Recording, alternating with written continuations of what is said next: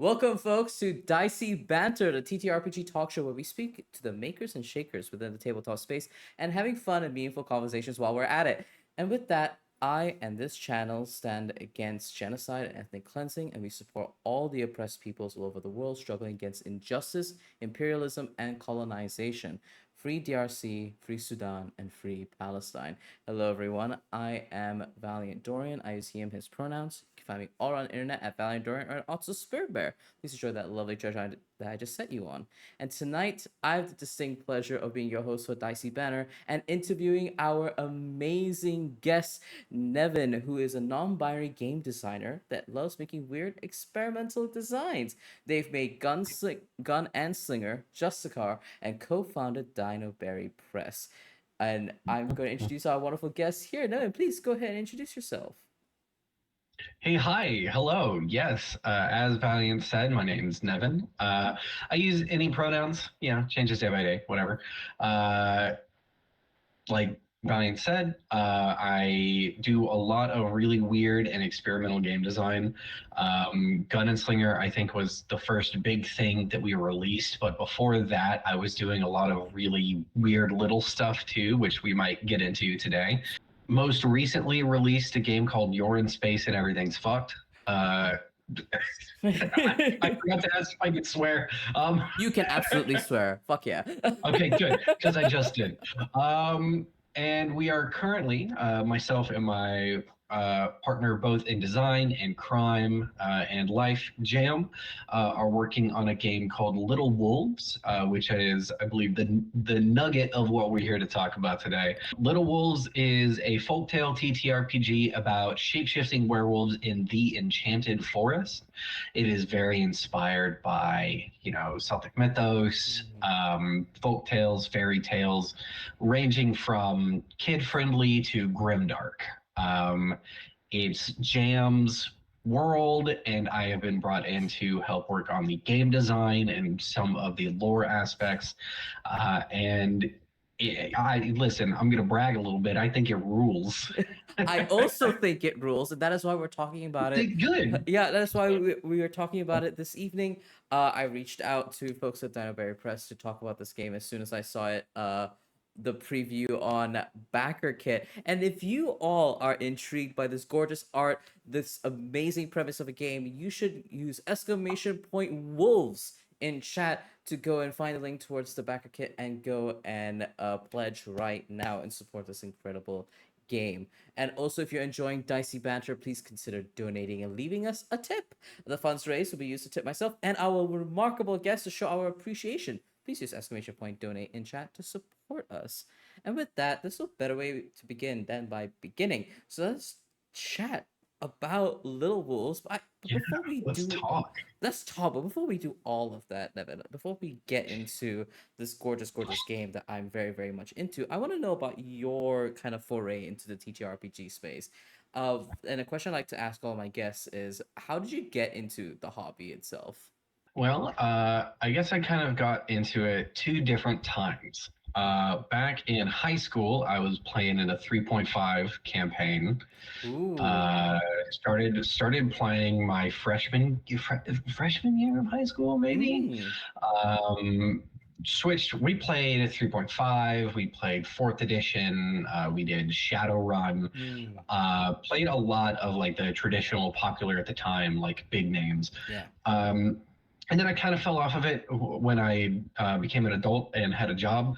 And then the first zine quest that happened after like Critical Role got big, I was like, oh, there's other TTRPGs. Wow.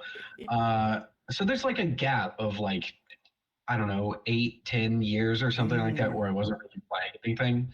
Got back into it with the first zine quest and a project called Black Mass by Will Yost of Good Luck Press. That, I think, is the game that got me kind of, it opened my eyes, so to speak, and kind of showed me that games could be pretty much anything. And from there, I started designing, and I've been designing since. Oh, that is so cool that I do notice that a lot of the entry point for a lot of my guests has been D&D 3.5. That was it's a very interesting It's big. a time period of when everyone got into TTRPGs.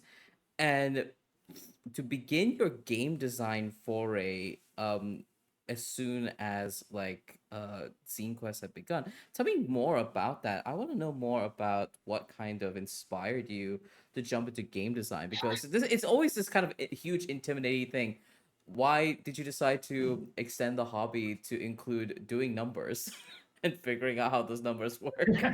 Well, the trick is I don't really do the numbers. Ah, there we go. You heard it here first, folks. Don't do the No, when numbers. I don't do them. No, I do unfortunately do numbers now, but the the real core of it. I read Black Mass and a bunch of other stuff that Mm. released at the time, and it really just showed me that like games don't even need to use dice; they can use Mm. whatever you want. And from there, I went down the rabbit hole of itch.io/browse/physical games. Mhm. And it was lasers and feelings, and it Mm. was honey heist. It was all the stuff that is still like at the top of the page to this day. Mhm. And it's there for a reason. But I found myself I was just thinking about game design. I was thinking about like, oh, it's really cool how, like in Black Mass, you'd Mhm. use tarot cards, and it's not really a resolution system, but it's interpretive. Mm. Um, and then in Lasers and Feelings, you only use one die size, and you only have two stats. Um, Mm. and I just remember all of these things really like blowing my mind. Mm. Um, and then I had an idea for a game. Um, I had two ideas at the Okay. same time for each game. One was a lasers and feelings hack, Mhm. and the other was something I made myself. Mhm. Um, the hack was skeletons, skell-it-ons. Oh. And it's about being a literal, actual skeleton working in the IT department of a small to medium-sized business. Mhm. I created systems for like the passage of time throughout the day, Mm. working overtime, how to generate tickets, and I released that, and the other game I made, they kind of released around the same time. Was Mm. a Thou Hast Been Called Out, which is essentially a high fantasy beef simulator, Okay. like when you have beef with someone. It uses a lot of like modern internet slang, Mm. modern at the time internet slang, Twitter Mm. stuff. Um, I made two shitpost games, As you deserve. and and from there it was just game after game after game. Mm. Some I learned about lyric games. Mhm. I read Sleepaway Mm. from now Possum Creek Games. Um, and I went down the rabbit hole of lyric games and Mm. stuff like that. And eventually I kind of, I guess you could say I kind of settled, quote unquote, into Okay. like, I figured out what my voice is in Mm. games. Um, and that's when I made Gun&Slinger, Mm. and, constantly learning what your own voice is in games is a thing. So Okay. like all of the games that I've worked on are like an evolution of that voice. Like I'm Mm. constantly learning to speak the language of game design. Absolutely. Um, and I think that that is very visible when you look at my projects, but like in a fun way. Yeah, absolutely. And whenever I look at not only your projects but also the projects of Dynaberry Press, a thing that you said earlier in your introduction kind of uh, catches me about your philosophy in game design being experimental, having the openness to enjoy, like, explore different areas of making weird experimental games that have a more eclectic experience. And I wanted to ask you more about that in particular, of how have you kind of, not necessarily settled, but how have you found out that that's your thing? What does being weird or experimental in game design mean to you? What does it mean to me? being myself in everything that I create, I guess is what that means. Is kind of a pretentious answer, I guess, Yeah. but it's very much about just like following the pull of the game, um, listening to the ideas that I have and kind of just going with it. I don't. This is a lot of people hack games and stuff like that, and that's a very Yes. good and valid and excellent way to make games. But I struggle with it. Okay. I actually, uh, not always, but I kind of struggle with working within the confines of an existing system, and I find myself much more able to sit down and ground up, figure out what a game wants to be, what I want to do with it, what I want to try. Sometimes that means starting with a theme or an idea for like a setting or something like that and going from there. And other times it means starting with a mechanic that I want to try and building up around that. A lot of times these things go nowhere. Other times we get Gun&Slinger or Just a Card. Or any of the dozen games that we have released as Dinoberry Press, and I'm very happy to say that Jam is like equally as experimental and flexible with working on games. So when we work on something together, it kind of amplifies that. It kind of really lets us extrapolate our weirdness in just whatever directions we want to go. Yeah. And I'll say we're probably not as experimental as a lot of the people who are out there.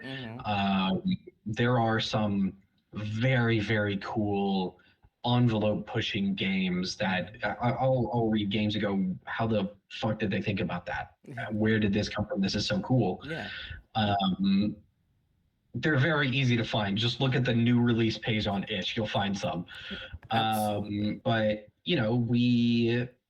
I'm very enthusiastic about the way that we develop things. Absolutely, and I think that's incredibly important, especially since you've stated that your journey originally is got into TTRPGs, then you begun experimenting with these different games, a lasers and feelings game, skeletons, which sounds so funny and deeply cool. It makes me want to make one for being a lawyer, and see how that will turn out. And now you and your partner, you and Jam, have this TTRPG publishing outfit known as Dinoberry Press. How did the both of you decide that, all right, it is time we start a TTRPG outfit together and we're going to start making games that are Dinoberry? How did that happen? I might have the timeline a little off because Dinoberry Press has kind of was kind of in the back of the mind from the jump, but it didn't really become a thing, I think, until a little before Just a Card. Ooh. I'm scrolling through my list of games right now and kind of like figuring in my head the timeline. Yeah. But Jam actually worked on Gun&Slinger. There was some production stuff that led to us kind of needing to crunch on it, unfortunately. That's a whole conversation I'm happy to get into about crunch and design in the games industry, but everybody is familiar at this point. But she worked on that, and the game was a success. From there, we were kind of just like, do we want to do something again? Do we want to work on something? We kind of discovered like, oh, we're both pretty good at these different aspects of things. Like I'm really, not to brag, but I'm pretty good at game design. I'm pretty good at game design and like the admin side of things, and she's phenomenal at all of the art and graphic design, and also really good at game design. And we kind of found out that we were both good at these things in very complementary ways, and kind of just decided like let's do it, let's go for it, let's try and release some stuff together.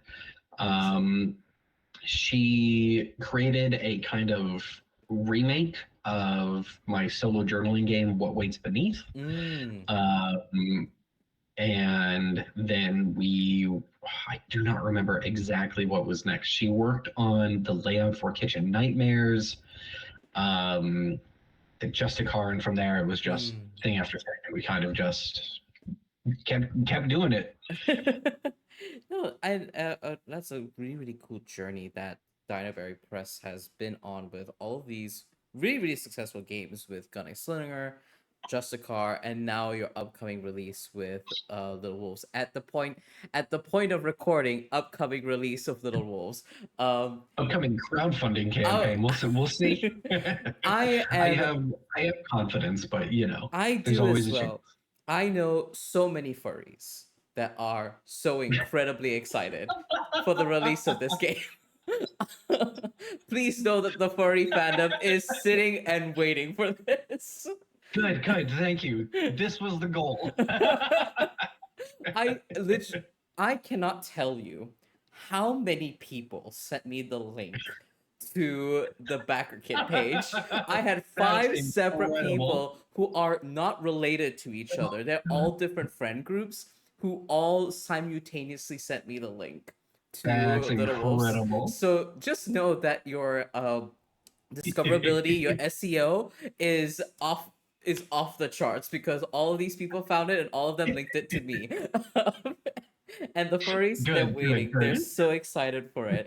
Uh, on a slight tangent I love that. to the gorgeous furry fandom who we love very very much here on this channel.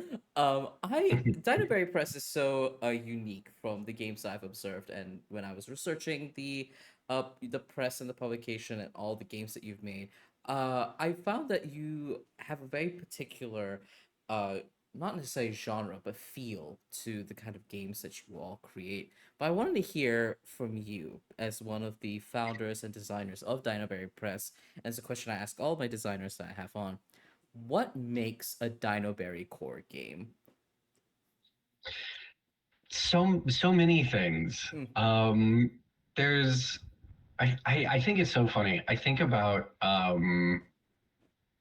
my friends in various discords have all kind of independently coined the term Nevyn core or Nova core. Yes. And there's a lot of things that make a Dinoberry game. I think being weird in some way is important. Doing something that is new, at least to us, every single time we work on something. Having a lot of heart in the game itself, because I think if you really read the stuff that we've written, it is very easy to be like, oh, this is a law drama game, or oh, this is a funny scary game about being in space. They all have pieces of us in them. They're all very positive in a way. They're very full of heart and emotion, and they're all saying something. But one specific thing that makes a game Dinoberry core, just being really fucking good. Yes. Really good, really weird games. I think it's vibes. I think it is a lot of vibes and purposeful execution, purpose in design. Very thoughtful. A lot of thought goes into everything. Absolutely. And that's kind of it. Oh, we're gonna get into the purposeful design as we talk more about Little Wolves, because there are some very interesting design choices that I would love to know the game designer purpose behind it. And finally, before we wrap up the your game design era of questioning here, I want to ask you a little bit of a deep question. This is definitely big picture deep question. What do you want Dinoberry's mark on the TTRPG game design space to be? We've thought about stuff like this before. There's a lot of things that I would love to have Dinoberry be known for doing. One of the things that we're kind of focusing on right now is being very supportive and a little bit bullying towards new designers. Please elaborate. Bullying, parentheses, positive, supportive. Bullying, affectionate. Saying, yeah, exactly. It's the kind of thing where it's like game designer comes into the Discord and is like, hey, I have an idea for a game. What do I need to do to get started? Or like, how do I make my first game? And the answer is you just do it. Go do it. What are you doing not doing it? That kind of bullying. I would love to be known for being a voice of positivity in the space, or a voice of support, generally speaking. I want us to continue making weird stuff that defies expectation based on what we've made so far. And I would love to create a space where any designer can come and work on things and be supported there. No, I love that, and I think truly a great sort of calling to be there to usher in positively and with warmth and with affection, even though it's a little bit of bullying, but it's affection of bringing It's always the fun kind of bullying. the fun We don't do the kind. mean kind of bullying. What are you doing? I'm only like actually mean to people I know. Absolutely, and I mean, listen, we all need the supportive kick in the ass to just get up and get the thing done. Exactly. This is what I'm saying. Yes, you just need it sometimes. If you're asking how you're starting the game, there's no better way to begin than beginning. If it's shit at first, open up a Google Doc and type shit in. It's not hard. Open a Google Doc, get a notebook, write things in there, and see if anything sticks. Good news is, digital things, you can delete it after. And then if you figure it out. release something and it turns out you hate it, just get rid of it. Nobody has to know. Nobody needs to know. It's fine. And have fun while doing it. I think is the most important thing. Absolutely, that is a key part of working in game design. Is you should be having fun. You should be enjoying this. We are making toys. we are making toys as much as we are making art. Right? Like, I consider every single thing that I've worked on art. Yes. It's also a game. It's also a toy. And I don't say those things to be reductive. It is just, that's what it is.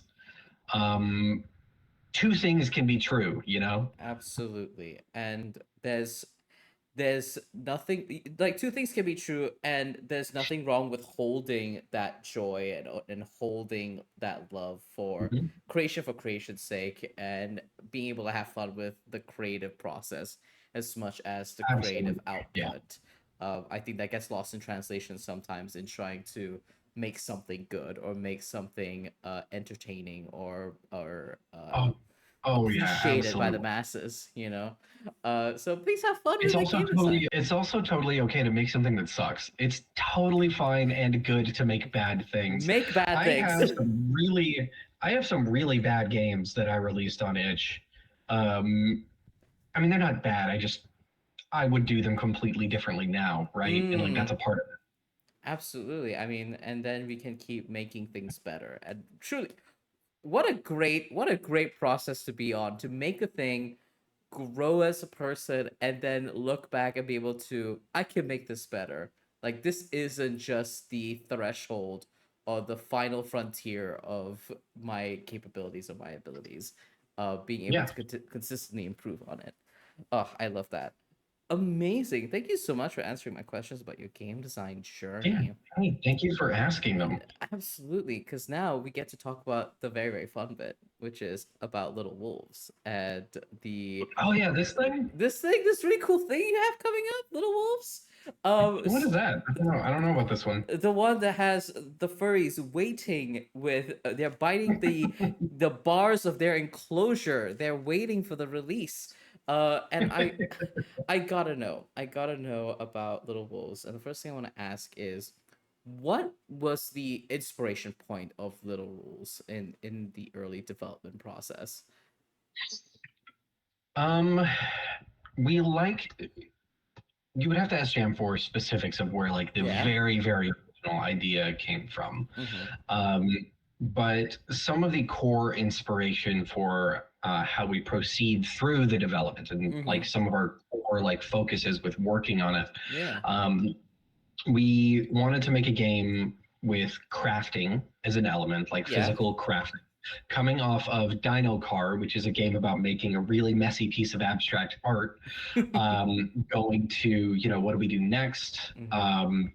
she had this idea for a game that used masks, like physically, like papercraft masks, and going from there, like, okay, what can a mask represent? What can we use a mask for? And it went to transformation. Okay, what kind of things transform? Shapeshifters. What kind of shapeshifters are there? Oh, I know. Let's do werewolves. And from there, it became a lot of, we have all of this. She had a lot of the gas for, like, here is the setting, here is how formatted.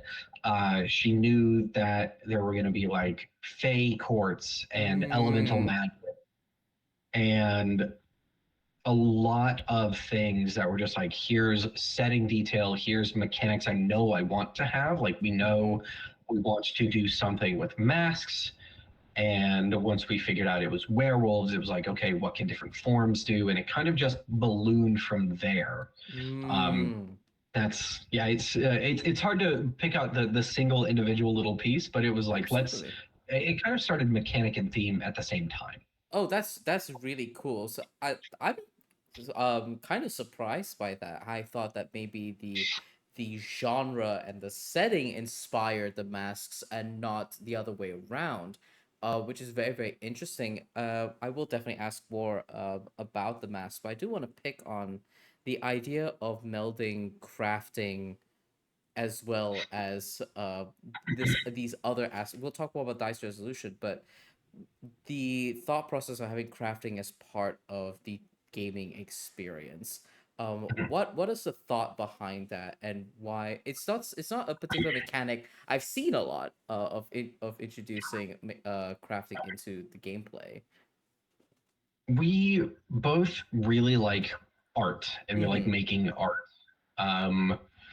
And there's something, again, I'm not speaking for Jam here. I'm speaking from my perspective, like what kind of the focus is here. For me, it leans very much into like anyone can make art. And we want to encourage that. Again, harkening back to Dino Car. Dino Car is a game about making art. Dino Car is a game about having fun and being messy and making art. Little Wolves is its core themes are different, but having an element of crafting and making art, and that being like a legacy item. I believe they're called artifacts of play, is what people will call them. It's at the end of your session, at the end of your adventure, whether it's one session or a full campaign, when you're done, you have a physical object that you can look at and go, I remember how this came to be. I remember how I got this mark. I remember how this happened. It's a lot like map making games in that way. Beak, Feather, and Bone is a great example. You physically draw on an existing map, and at the end of play, you have this map that is completely unique to your experience. So leaning into artifacts of play and legacy items and things like that, it kind of became a really solid core piece to have for the game design. Amazing. No, that's really really cool, because one of the main aspects that I really liked about Little Wolves was the aspects of the masks, and how it very much gave me specifically the feeling of Leshy from Inscription, and being able to kind of like shift the masks and having that gorgeous visual as you went about it. Leshy. Oh, we love a trashy king, don't we? Yes, me too. I do love Inscription very, very much. It does Inscription's fantastic. I would love to make a game as impactful as Inscription. I think about Inscription constantly, and I keep thinking about how I actually want to physically play those cards. Like IRL. This is completely off topic, but somebody did make a physical set of Inscription cards. It's like the whole play set. Yeah. It's very expensive. It's very I saw it on Etsy, I think, because my husband was really into it, but it's gorgeous. Anyway, check out Inscription if you haven't played it. It's a great game. Yeah, Inscription's a fantastic game about what it means to be a game designer. Oh, absolutely. I got really into my game design feels while playing it, which was. Oh yeah. Yeah. I'm This is a different conversation. This is We a gotta keep different going. conversation. I can talk about Inscription for days. I know. We will chat about this offline probably. Amazing. But so talking more about Little Wolves and not Inscription. Little Wolves is very clearly themed around fairy tales, folk tales, tales of the fae, all of that gorgeous sort of like mystical folk like storytelling.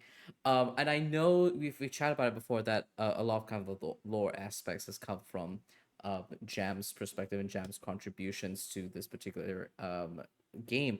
But I want to know from your side as the game designer, how do you go about once you're presented with the feel of this is the vibe, this is the genre? How do you and the other designers work to bring that specific feel to life? I'll start by saying again that Jam and I both have touched on both sides of this game. We both done world building. We're both doing game design, and especially in these later stages of the game, we are both like actively working on the mechanics and the lore.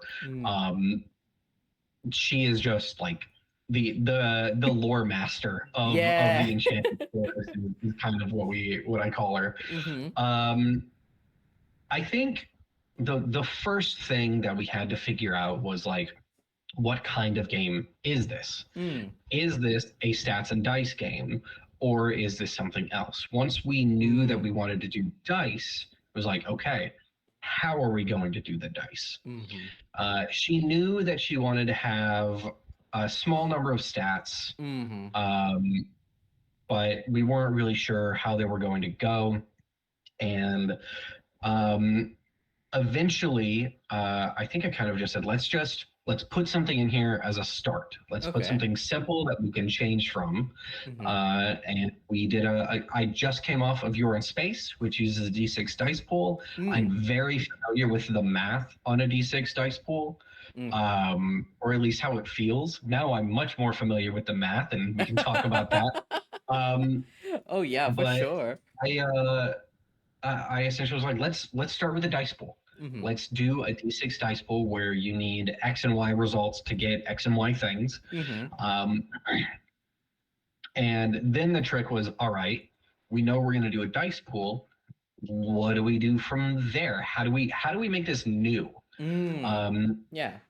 And that's when we started to talk about the elemental magic, because we knew we wanted something with elements in the game, wind, fire, earth, water. And the dice pool and the elemental magic ended up being kind of the core that a lot of the rest of the game kind of sprouted around. And it was trying things out, doing little dice pool play tests, just the two of us, seeing how things felt, and kind of going, okay, we've got something here. We really like how this works. For those of you who are listening, the dice pool in Little Wolves is, like I said, it's a D6 dice pool, and you build the dice pool based on, you gain dice depending on certain circumstances. You always start with one, you never roll less than one. You get one for any relevant stats or attributes that you're using if you're in your wolf form. You gain an element if you are strong in the dice. You gain a die if you're strong in the element that is being used for your check. You lose one if you're weak in it. There's a couple other things that kind of give and remove dice depending on circumstances. And the element is that core of it. When you describe your action, like what you're trying to do in Little Wolves, every check is tied to an element. So depending on how you're approaching something, you'll be looking for a different face result on the D6. Yes. So it's like, okay, I'm going in there with a very like passionate speech. You'd be very clever with the speech, but mostly like I'm leaning into being passionate and motivated about this. So that's fire. That would be a fire check. Unfortunately, I'm not great at that because of my character. So I'm actually going to lose a die on this check. But there are things you can do to get in with dice. But Mm-hmm. The point of it is when you roll those dice, you are looking for fire as the result. Mm. Uh, very long-winded explanation of how the No, die rolling works. no, But absolutely. No, we will be getting into the die rolling because when I was reading through the dice resolution system, I was like, okay, fantastic. And I went to go look at in true game design fashion. I was like, all right, where's the numbers? I want to see where the numbers are at. And I Mhm. scrolled down and I saw that it was on the face die, and I found that very interesting. We'll get more into it, but I did find that very very interesting in how you've designed around that. And I think it's really important to hear about how uh, the marriage between the mechanics as well as starting out with something simple and having that also breathe life into some of the different smaller aspects that both you and Jam wanted to exist within the game. And because this game is so like premised on a very well loved, very well explored like genre that is like folk tales, folk magic, and things like that. I wanted to ask you more about what how does Dinoberry Press, how do you and Jam want to bring your own Dinoberry twist to this very well loved genre? One of the things that we are doing, um, creating a world can be a lot of fun, Mm. uh, especially when you are in conversation with things that are well known or popular. Mm-hmm. And I think that is kind of what we are doing here. In Little Wolves, you will hear a few names of creatures or things like that that are familiar to you. Mm-hmm. Werewolves themselves are a great example, Mm. um, but we are changing what they are in this world. Okay. We are also making new creatures that are similar to maybe things that you might see in real life. Mm. Um, we are creating our own folklore, but also bringing out a new view on existing Mm. folklore. Um, a very good example is, like I said, the werewolves themselves. In Mm-hmm. Little Wolves, lycanthropy is not a curse. This is not like some kind of disease. It is not Mm-hmm. some dark forbidden thing. It is just the form that these people decide to take. These Mm. shapeshifters, um, they just frequently take on this werewolf shape because of lore that we can talk about later. There is a lot of details about this stuff and a lot of Yeah. thought that went into it. Um, but that's like a key example. It's not a disease, it doesn't spread. This is a Mm. magical ability that these people, as a people, Mm. have. Um, Another great example, we have Will o' the Wisps in our game. Yes. Um, but they are, oh gosh, I can't remember exactly. I believe they're kind of kept as pets. Yeah. Um, but they are also, playful, tricky, but extremely helpful to the right Mm. people, which that leans more into kind of the traditional thing of what Will o' the Wisps Mm-hmm. are. Then we have a whole new creatures that we've made, like the puffballs, or the chicken of the woods, which are pudgy, like 1 foot tall mushroom things with chicken feet. That Um, is so deeply they'll run cute. around. It's so cute. There's some art of it in the demo, um, but the lore for these guys is if you see one before you go out on an adventure, like it's Mm-hmm. said to be good luck. That's So fun. people will like look for them before going on a long journey. Mm. Uh, if you see one kind of scratching at the ground, it's a sign. People say that it's a sign that there's buried treasure nearby. Oh, So that's we've neat. we've we've done spins on existing folklore or figures of speech, Mm. um, or things in the real world. Mm. Um, we're just turning everything a little bit, sometimes a lot of bit, Yeah. in whatever way seems appealing to us.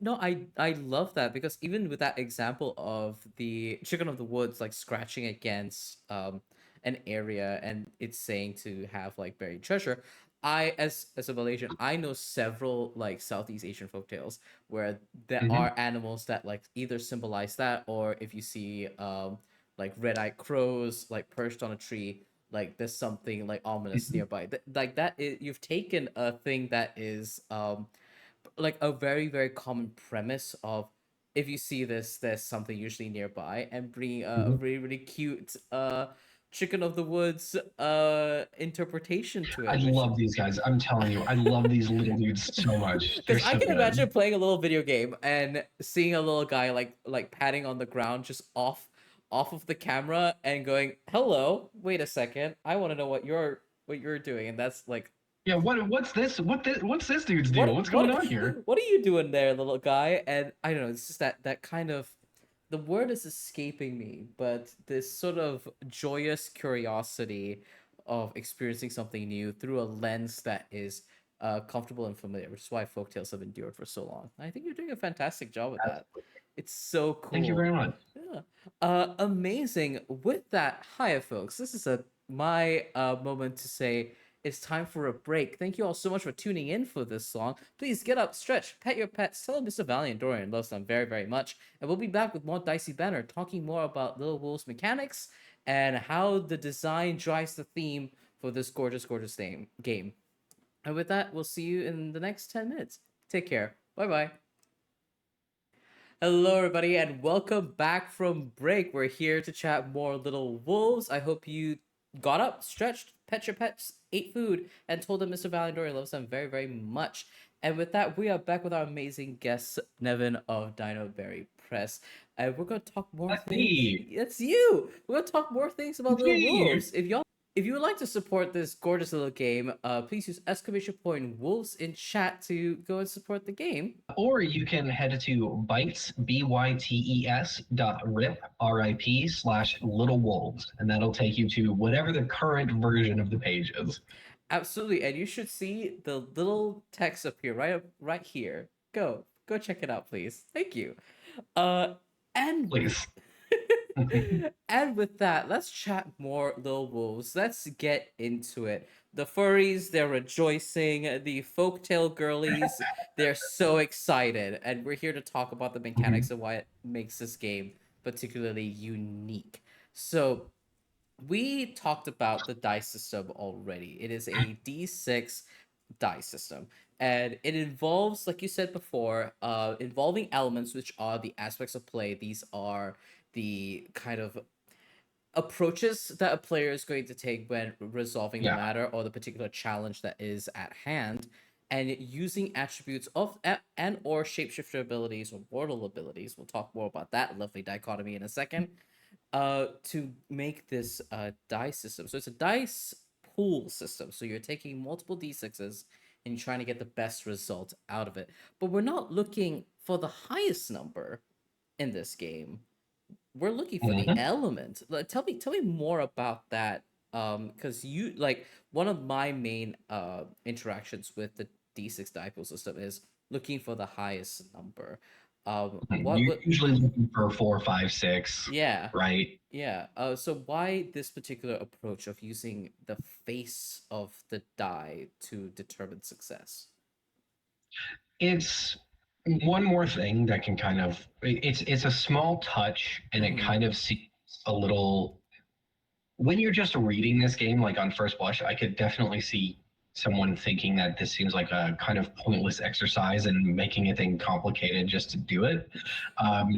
But it actually creates a very fun relationship with the themes of the game at the Mm. table. Yeah. Um, and truly, it's not that much more complicated Mm-hmm. than looking for any other number. Mm-hmm. Most people, when they're playing a game, they want the game runner, the GM, is Mm-hmm. going to tell them what they're looking for anyways. Yeah. So it doesn't make it much more complicated for the players, Mm-hmm. right? I know that when I'm learning a game, I want the GM to tell me, roll these dice and tell me if you get like an 8 or whatever, right? That's what I want to do. Um, Absolutely. the most Right. straightforward So the instructions. way this works is like, okay, you're doing a wind check here. Tell me if you roll a 2. Perfect. Mm, That's what I need. Fire check 3, earth, 4, water 5. mm, Um, and then 1 and 6 also have their unique mechanics yes. as well. So like the 1 is moon, which gives you 1 luck, and Yeah. luck can be spent before you roll your dice to gain an extra die. Mm-hmm. Um, 6 is heart, and that's the wild element. It represents anything. So you can always just be looking for a 6. But Okay. essentially what this means is you have 2 chances on a given die to succeed, Mm. Oh, very because you're interesting. looking for either the element of your approach Mm-hmm. or a 6. That's really cool. And I remember reading through the dice face little box you have in the demo and reading through it and going, "Oh wait, hang on. I have fundamentally misunderstood the dice resolution system and that it requires these kind of like you said these two ways of being able to succeed at a check. But you also mentioned about how it drives the themes. Do you want to expand on that and how giving each like face of the die its own element helps drive home like some of the themes that we're playing with as the shapeshifters of Little Wolves? Yeah, I am happy to talk about this. Yeah. Yeah, talking about dice mechanics and their relationship to themes in a game is one of my favorite things about game design. Yes. Um, you are shapeshifters in a world that is constantly changing and filled with all different kinds of magic, the core of which are these 4 elemental Mm. magics and of fey bullshit. Technical term, don't at me. Um, in these elements, raw elemental magic is often depicted as being chaotic in a way. It's Mm. kind of this unstable thing and it's constantly shifting. Yeah. You know what else is constantly shifting? Wow, shapeshifters, werewolves. Um, Yeah. Tying that in with a resolution system that is to a smaller degree constantly changing, Mm. because you're always looking for a different result.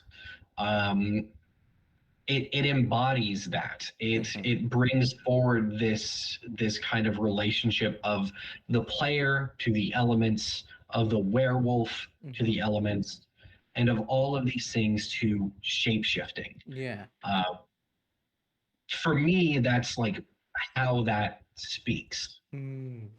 No, I truly I love that because everything if we know anything about Fae and Fae storytelling and shapeshifters is definitions, boundaries, they're all in flux.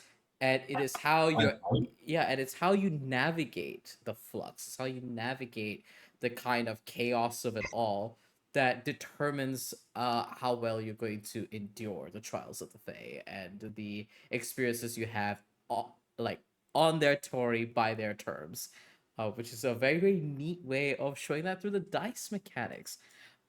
And you brought up the shapeshifters. So in this game, we play the shapeshifters. We play the little wolves, and one of the very interesting aspects of the character creation and character embodiment aspect of this game is this dichotomy between mortal and wolf.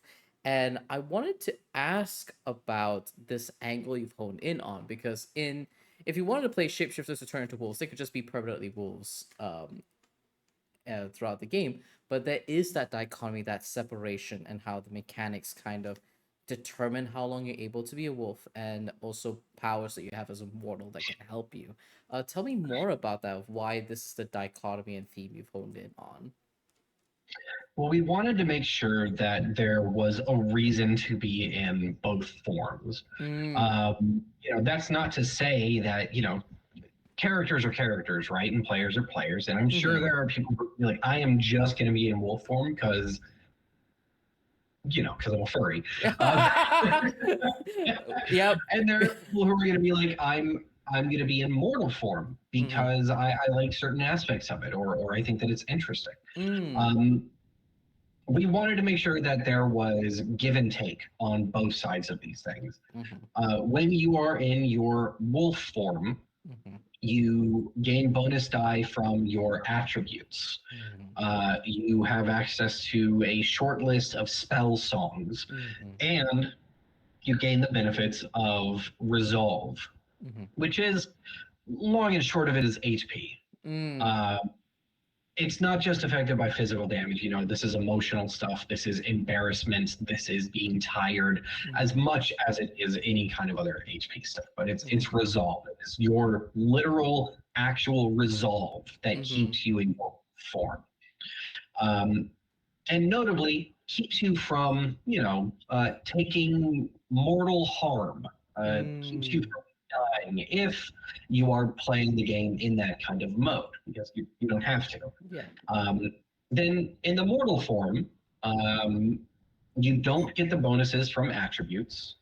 You don't have the protection of resolve. You are very squishy, is a good way to put it.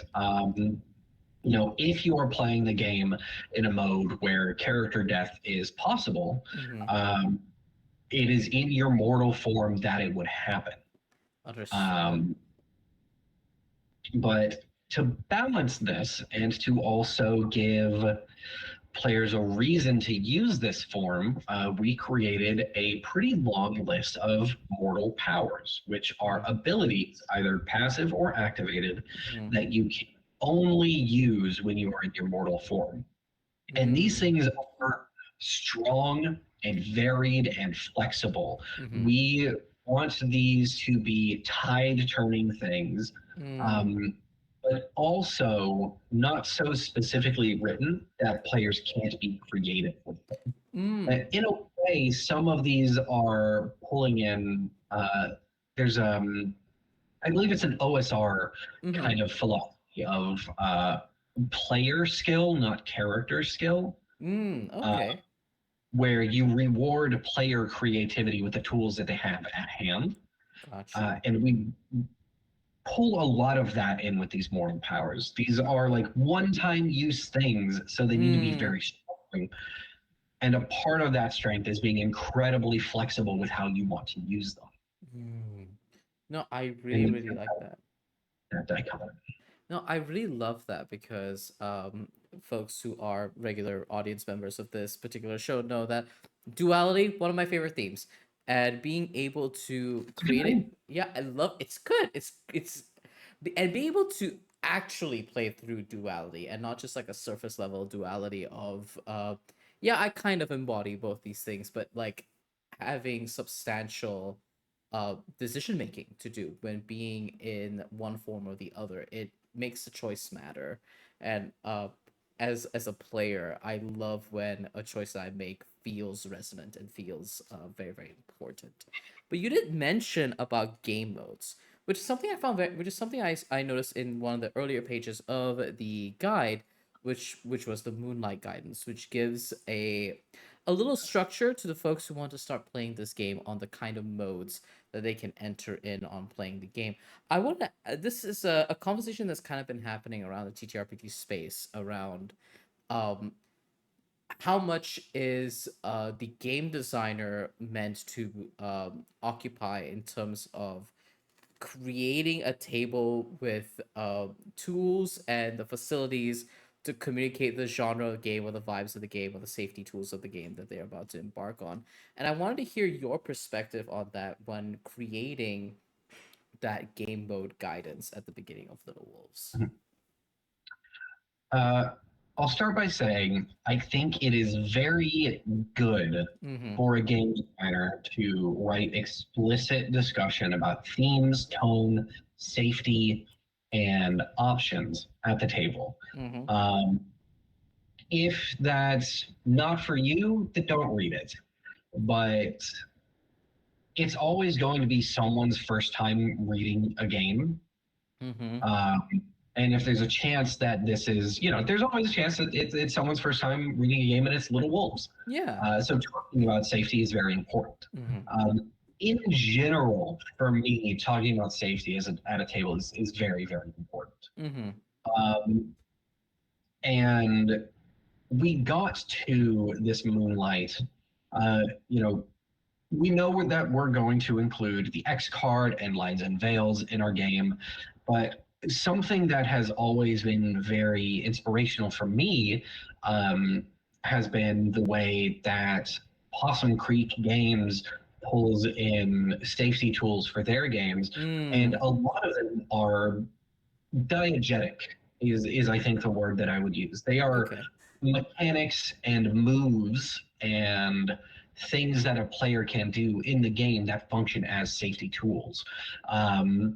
In Wanderhome, there's a set of moves that anyone can do that are like you can say no is written into the book. Like you as the player or the character can just say no to something. And here's how that works. Here's how you navigate that at the table. It's not in its own like little safety tools section. It's just there as a move, but that is a safety tool. And I've always wanted to write something like that. Now that said, Jam did all of this. The Moonlight, all of this writing here, this was her. I kind of just approached with the idea of like, what if we have something thematic that helps people pick their tone and their kind of level of danger at the table. Spinning off of the stoplight system, Yeah. red, yellow, green, right? It's used in a lot of spaces. It's a very good tool used not only in TTRPGs but in a lot of other more grown-up spaces, we'll say. And the Moonlight is a kind of mode of that. There are essentially 3 moonlights that you can choose to play under: blushing, golden, and frigid. And they give you guidance for what kind of tone, how you should present things at the table. Blushing is, all ages. This is a lighthearted folktale romp. Golden light is kind of your traditional adventure tone. There's danger, there's risk. You could get hurt, but you don't necessarily need to die. Frigid moonlight is like your grim dark. Yeah. I love the way that this is written. The forest is hungry and insatiable. There are many greedy and starving things stalking in the shadows under this moon. Be extra vigilant. Using your life is a possibility. There is little mercy to be found tonight. And we tell the table, you can choose this as a tone for your entire campaign, but we advise that you talk to each other before each session or before each planning of an adventure to determine what mode it should be in. There's nothing that says we can't be blushing one and then frigid the next. Absolutely. I also wanted to shout out Black Mass. It has another very, very good mode selection that is pretty similar to what we've got here. Oh, I truly love that. I 100% agree with you on all these aspects. And just to reiterate your point, having more tools at the disposal of those who are reading your game or about to experience your game in whatever fashion is always a good thing. It's like, think about how much like work and how much accessibility you are already providing in being able to provide modes for players to engage with, and just be able to talk to each other and just to give a GM an easy way to say, all right, hands up for which kind of mode we're feeling like jumping into for the next 5 sessions, and just having that be as simple as that, and making those conversations less frightening, less scary, and more accessible. I think it's really, really neat. It's something that's very easy for us as people who live this stuff to take for granted. But a lot of tables don't even necessarily think that it's something to talk about. It's just we sit down for our weekly game of D&D, and whatever the GM came up with is what we're going to go for. Exactly. Never mind what kind of mood I'm in or what kind of headspace I'm in. This is the adventure, so it's what we're doing. Something as simple as telling the table, like, hey, you can talk about this. You're human beings with thoughts and feelings who can discuss this. It's also important for me that the games that I make and run have these kinds of discussion about safety tools in them, Yeah. because I'm not just running them for people my age. Yeah. I also run games for our nieces and nephews. So being able to be flexible and have these conversations with them at the table Mm, about safety, comfort, and not being too rude to each other uh, is very important. It's what lets me run You're in Space mm. um, and it's a great time. No, I love that, and yeah, keeping games accessible and keeping games like accessible and easy to learn for all ages, and being able to as a game designer, set expectations for those who are about to engage with your game as well. Can only be a good thing.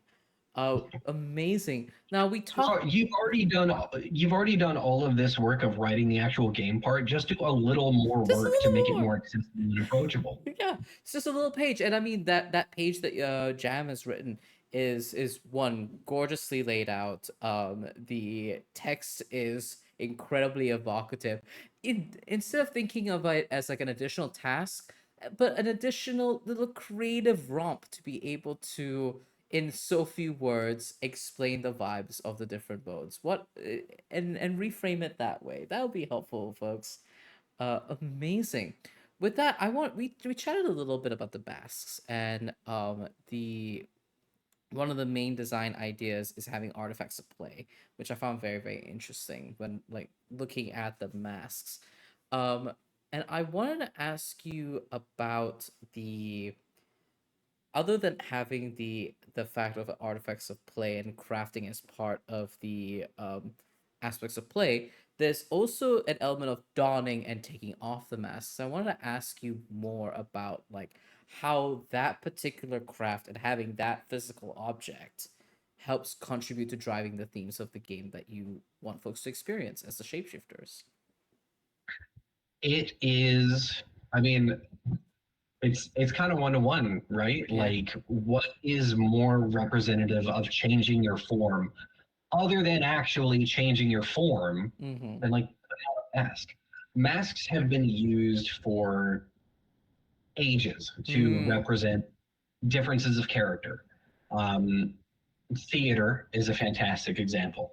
But people also wear them to masquerades Yeah. to be, to say, I'm somebody else right now, or Mm. I'm not who I am. Um, it's also just really fun to put on a cute little mask that represents your little persona in the game. Yes. Um, You heard it here first, furries. Wear your fursuit helmet. Please. to um, and spinning off of that, we do also have accessibility considerations for the masks in the mm, game. yes, you do. You don't have to actually physically wear the mask if that Mm, is a comfort thing for you.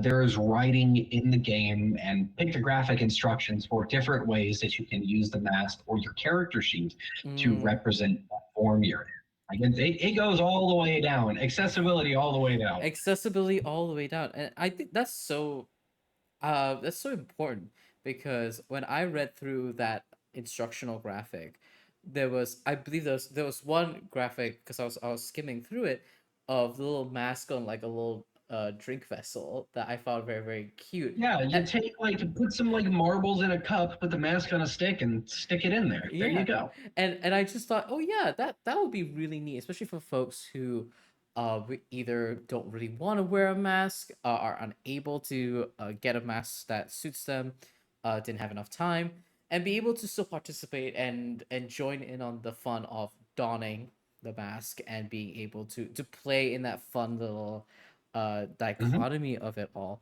And I love that. That's great. And being a fun little scampy shapeshifter.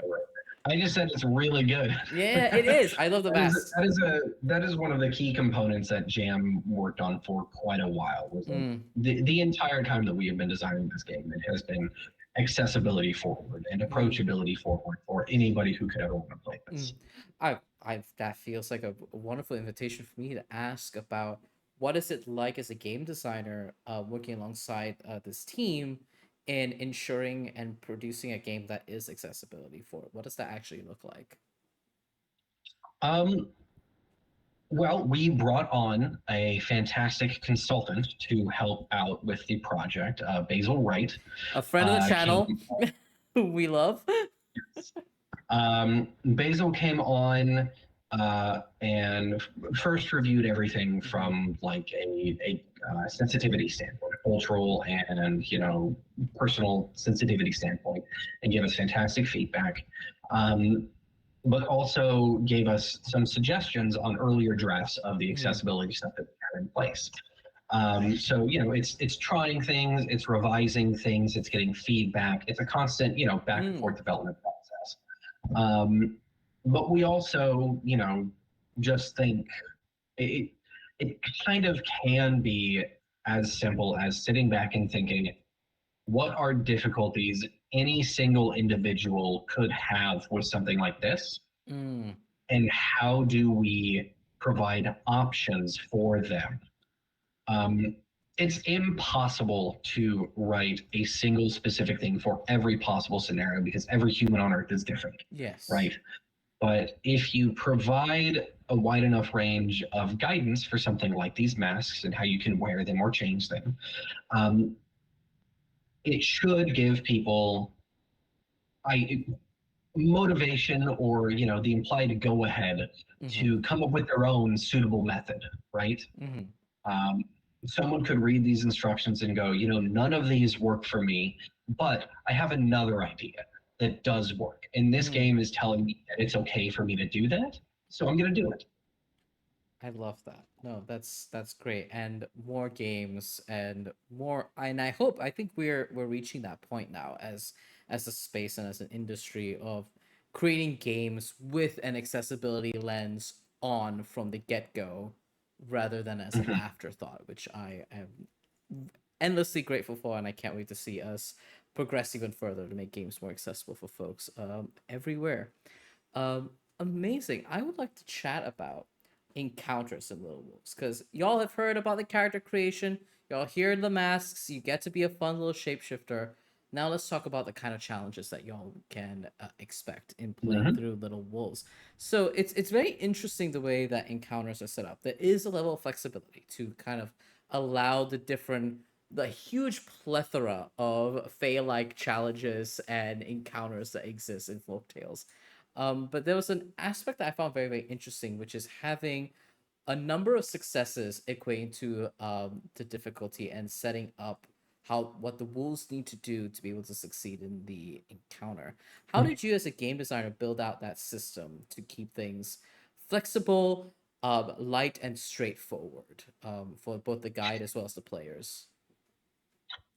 So you remember when I said I unfortunately was much more familiar with the math of dice at this point? Oh yeah.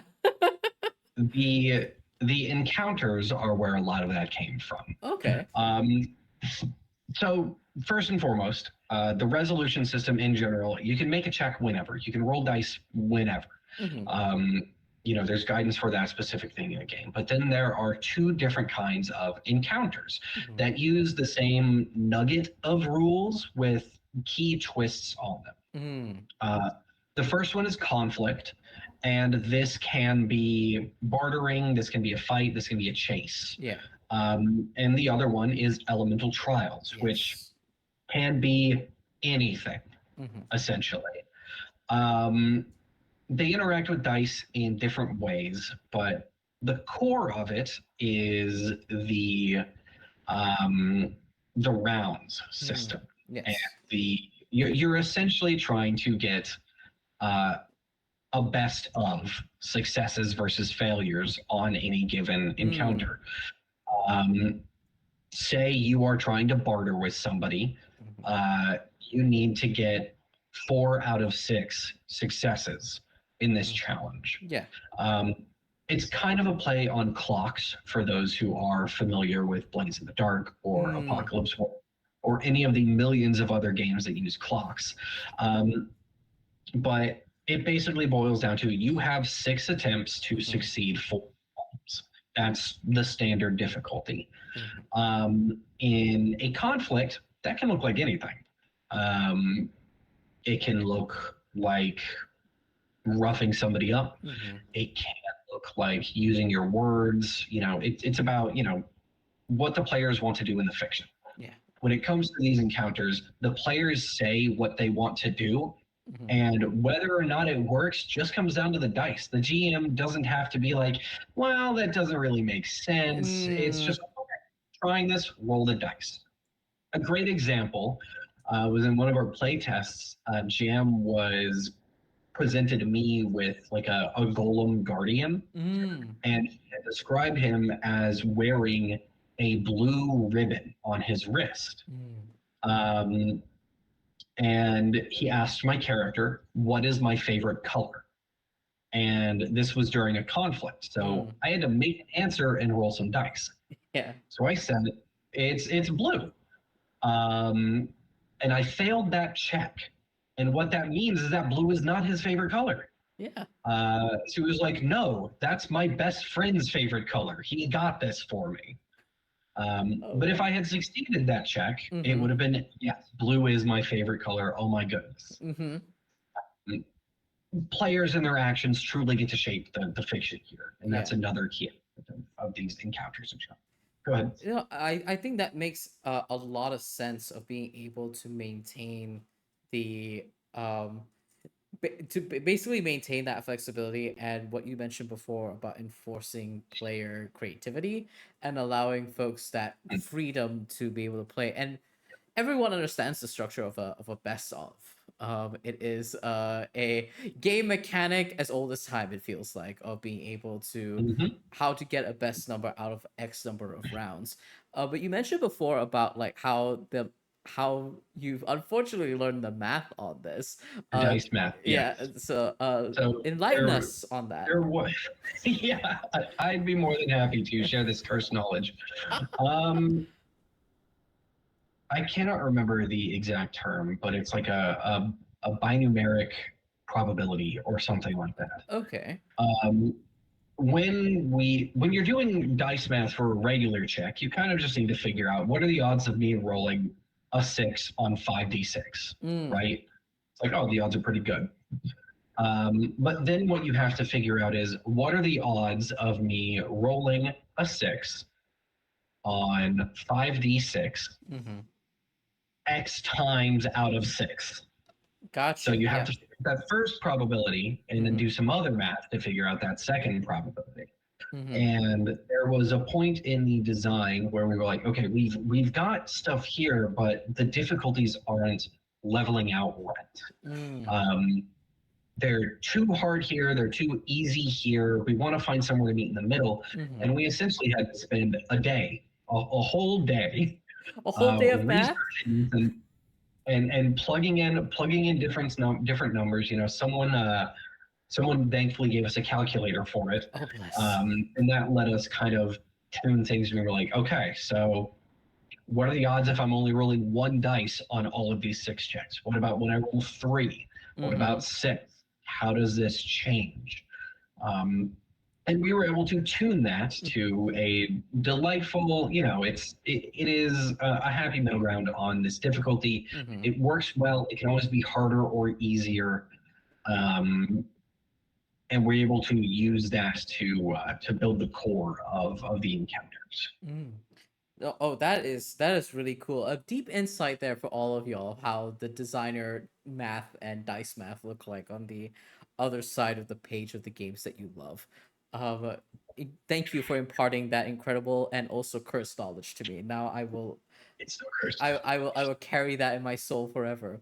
Amazing. One of the things that you mentioned as part of the like challenges that players can expect are the elemental trials, which is a very again, you've mentioned it's a unique sort of aspect that can really be anything, but it's almost the proving grounds almost of the gameplay loop itself.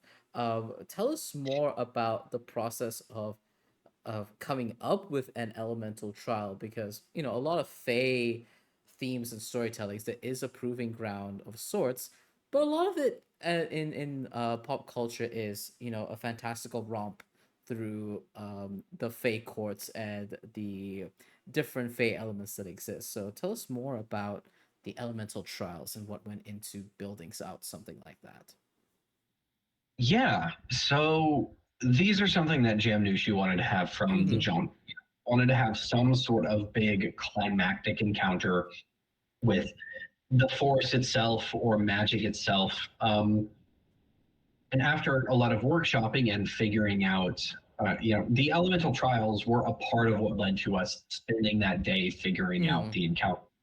Yeah. It is built to be a climactic moment, a moment of importance. Most adventures will end in an elemental trial, but you can also have multiple of varying difficulties throughout an adventure. The process for developing them started really with like the theme first here. We know we want the elements to have a direct effect on you, the player, while you're doing these. We wanted to change your relationship with the dice. It's this outside force affecting your character and by extension your dice. So during an elemental trial, your elemental attunement is locked. Yes. What the hell does that mean? Every trial has an element, like earth. So every check that I make is looking for earth as the result. And since my attunement is locked to earth, my relationship to earth as an element is always active. If I'm a member of the troll court and I'm strong in earth, that is great for me. That means no matter how I describe my action, I am always getting that bonus dice. But if I'm a member of one of the courts that is weak in earth, that means this is going to be a harder trial for me. I'm going to need to be more clever and creative because I'm going to be losing a die on every single one of the checks that I make. There are ways to mitigate that. There are things that you can do, and we're still workshopping some of it. But figuring out that theme and then figuring out, what our actual resolution system is and just smashing them together. Yeah. Getting something that hits all of the notes that we're really aiming for is what ended up happening there. I really love that because it gives me the same vibes of some of these older video games where you enter an area and only one piece of equipment or one skill is the one that you're allowed to interact with and you can't use anything else and just kind of not like isolating in a sense of that. There's a wonderful saying I've heard a while back about how when your resources are limited, when you create that scarcity, that's when you're able to bring out the creativity. Breeds creativity. There we go. That's the quote. And I love that, and that's kind of what the elemental trials gave the vibes of to me. And thank you so much for answering all of my designy questions. I want to ask you a fun little question about your perspective as a game designer, because I know that I, as a game designer, when I make my games, I do have in my own mind, in my own imagination, of how these games are going to end up at people's tables and how they're going to play and the kind of experience I am imagining as a game designer is going to exist when folks pick it up. I want to ask you about what do you want or what do you hope is the experience that players can have when they pick up and play a game of Little Wolves? I want people to meet a bunch of weird little guys. I want people to truly experience this world that we are making. I want people to explore and pull it apart and find all the secrets and learn so much, and also see weird guys. I want people to have a pet chicken of the woods. I want people to be afraid of the jar walkers when they encounter them. I want people to save the hullabaloos and barely escape from the timber eels. And And I want people to leave this with their own folktale, is I think what it comes down to. Um, this game is a storybook. The world is a storybook. The characters are folktale heroes and nobodies. Um, they are. There's a wide range of things that you can be in this game, but the one thing everyone is a werewolf. And I want to hear about people's experiences. Like, how are your werewolves different from each other? How do they interact with this world? And I want to see your masks. I want to see them change and grow as you play. Um, I wanted to embody the folk tales that inspired. I love that. And thank you for answering that for me, because I know that's a very self-indulgent game designer little romp of a question there, but I do think it's important because I love hearing what game designers imagine their games can be and hope to be. Yeah, Uh, absolutely. and with that, first off, thank you so much, Nevyn, for being a guest on my show. What can folks look forward to during the campaign upcoming releases of Little Wolves when it comes out? Yeah, so the campaign launches on May 14th.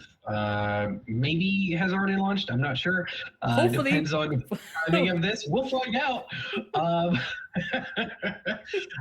we are going to have, you know, different kinds, different formats of the book that you can purchase or pledge for.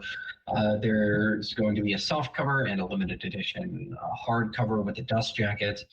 We're going to have a printed map, a huge printed map of the art that you can see in the demo in full color. Stickers, sticker sheets to help you mark your masks, and a dice set that we recently teased on our socials. It's a set of 4 dice with faces that match their elements. Watch It's a lot me of good stuff. watch me get the big bundle so I can get the dice and the map. I love those things. And with that, thank you again, Nevyn, for joining me and being a guest here on Dicey Banter. Please tell folks how they can support you, where they can find you, and introduce yourself. Yeah. So once again, thank you very much for having me. This is a very fun Pleasure. conversation. Great time. You're an excellent host. Thank you. You can find me at Dicey Nova or at Fork20 most places. You can find Dinoberry Press at Dinoberry Press pretty much everywhere. Going to our website, dinoberrypress.com, is a great place to start. There you can find links to Little Wolves. Most importantly, you can find a link to the crowdfunding page, which can point you to the demo. You know, it all goes everywhere. You can also check out our shop where we have our previous releases, as well as some, stationery and goodies up for sale. And projects that we are either selling or have published for other developers from around the world can all be found on our website. Amazing. And thank you so much for your kind words. Thank you so much for being a guest on here. Folks, a huge reminder, I'm Valiant Duran. I use him as pronouns. You can find me on the internet at Valiant Duran or also SpiritBear. Please share that lovely treasure I just say you on. I was your host for tonight's Dicey Banter. And if you want to find out more things about me, Transplainers on every Saturday, 8 p.m. Eastern. I believe Arc 2 will not have ended by the time this airs, but if it has, look forward to Arc 3, where I played the misbeloved twin brother of the Chosen One.